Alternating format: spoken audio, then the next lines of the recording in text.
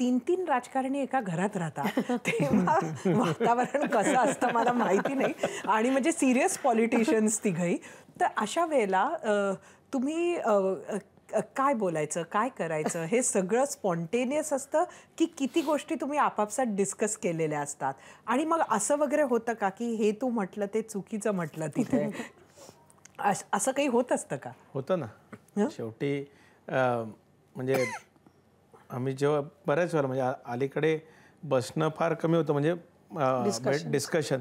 पण महिन्यातनं 15 दिवसातनं गेल्या 15 दिवसात काय झालं, पुढच्या 15 दिवसात काय करायचं आहे याची चर्चा होते. आणि त्याच्यातले काही गोष्टी हिने काय केलेल्या असतात ज्या मला पटत नाही, किंवा पटल्या तर ते ॲप्रिशिएट करतो, नाही पटल्या तर इथे थोडंसं तू चुकली आहेस हे शेवटी मोठ्या भावाच्या ह्याच्याने सांगतो. आता थोडंसं करेज गॅदर करून पप्पा सुद्धा कुठे कुठे जर समजा हे झाले तर आम्ही दोघं मिळून आज आपण हे बोलूया, म्हणजे मग we keep the same track. ते हल्ली त्यांना समजायला लागलं. हल्ली त्यांना त्याचं काय म्हणजे ऑब्व्हियसली 40 वर्ष एवढं, तर त्यांना ते लक्षात येतं की दोघांनी प्लॅन करून थोडंसं म्हणजे मला कॉर्नर करायचं करतात, म्हणजे आम्हाला सुद्धा लक्षात येतं बाप तो बाप रहेगा.